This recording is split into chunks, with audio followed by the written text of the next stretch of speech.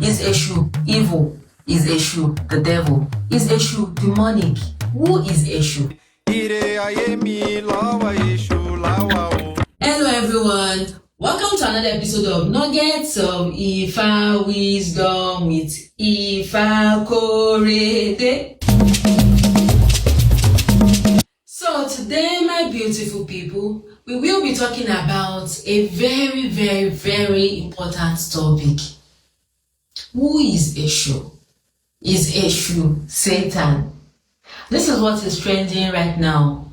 People are wondering, who is this Eshu? There's this podcast I did with the Joy Akan Experience, and I said Eshu is not Satan. Eshu Lalu, Eshu Olailu is a very important Orisha in Yoruba land.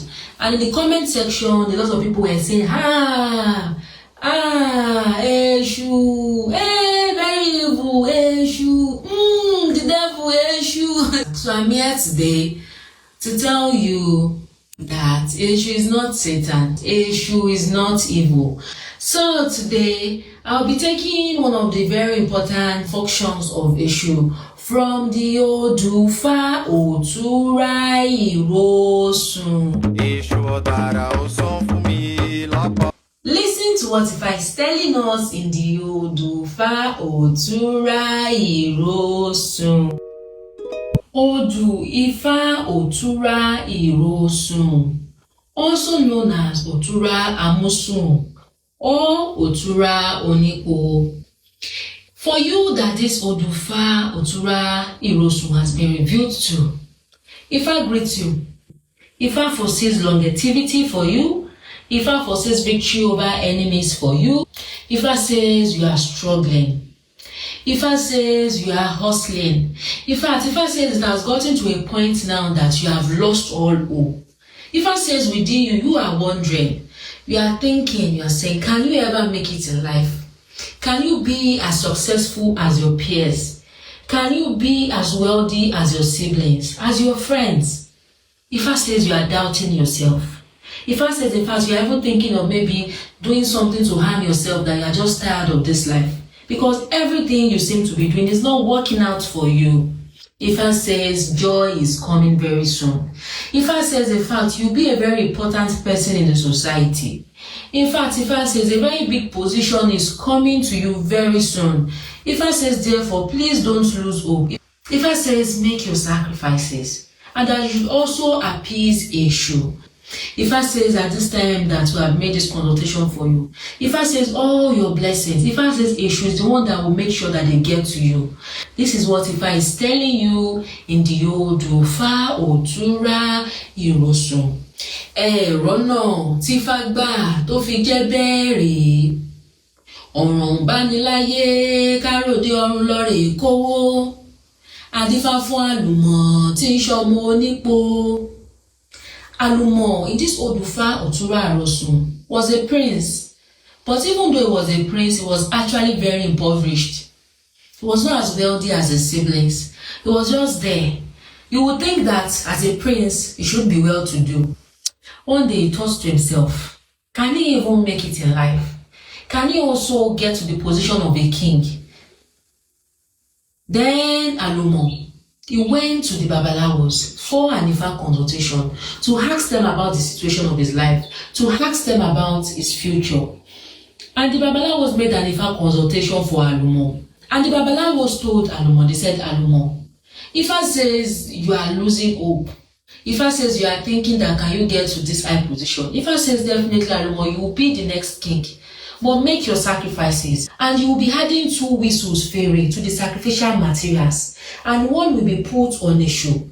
Ifa says that it is Eshu that will make sure that your blessings get to you at the right time. And Alumo said, okay, no problem. Even though he was really struggling, even though he had nothing, he had no money, he struggled for the money for the sacrifices, and he did the sacrifices. And one of the whistles was put on Eshu. Not long after, Alumo was still feeling so down. He was just there, was just so fed up. Then he left his village and he went deep into the forest. He began to farm there. He just didn't want to be around people because he was feeling so down. People were whispering behind his back, see this one, Alumo, a prince, looking so tattered. In fact, his clothes were tattered. It was just so impoverished, No long after Alumo went deep into the forest, the king died. And then the kingmakers came together. Who is to become the king? And then one of them said, we can't just select a king on our own. We have to ask Ifa. Then they listed the names of the princes available. And Ifa chose Alumo. They said Alumo, the next king. But where can we even find him? He has even left this village for some time. We don't even know where he is. And someone said, I think he lives, in the forest now. One said, how would we get this Alumo? So she was looking at how the whole thing was going. The whistle that Alumo used as a sacrifice to Ishu took that whistle and Ishu went into the forest and Ishu began to whistle. Alumo wale, wa onipo baba re wale. Alumo wale, wa onipo baba re wale. Alumo wale, wa onipo baba re wale. Alumo had the sound. He had his name. Then Alumo was wondering, Alumo, come home. You should come home. What's going on? Then he began to move out from the forest. He began to walk towards the town. As Alumo got into the town like this, people were already waiting for Alumo. Where is this king? Where is our next king? People were searching for him. Immediately one kingmaker saw him, just said, Alumo is here, our king is here. Everybody just bowed down. Kabiesio, that is our king. Kabiesio, our king. Alumo was so shocked. He, the king. When did the king even die? Him, the king. What? The king? As how? The king? Alumo was just so happy. Like, the king. That is how Alumo became the king. They removed the clothes of poverty, wretchedness. They removed it away from Alumo. And they clothed him with the king's clothes. And they wore the crown on his head. And they put Alumo on a very big horse and began to take him around the village. And the villagers were screaming. They were shouting, Kabiesio, Kabiesio, Kabiesio. Alumo was just so happy. Like, that's why he can actually get to this high position. He began to thank his babalawos. He also began to thank Ishu. He was thanking Ishu that Ishu made sure that this position did not pass him by. Because nobody would have come into that forest, to look for him because they did not even know where he was. But Ishu knew how he could get to him. He was so happy, thanking his babalawos and Ishu. His babalawos also began to thank Ifa, while Ifa began also to thank Olodumare, Oba Tenilegelege Forisade Jiomi. Ijo ni ijo, ayọ̀ ni yọ̀, níyàwó làwọn Ifá. Ọ̀rọ̀ bániláyé, káròdé ọ̀run lọ́rẹ̀ kówó. Adífá fún Àlùmọ̀ tí ń ṣọmọ onípo. Ẹbọ ire gbogbo làwọn oníkó wá mú ṣe.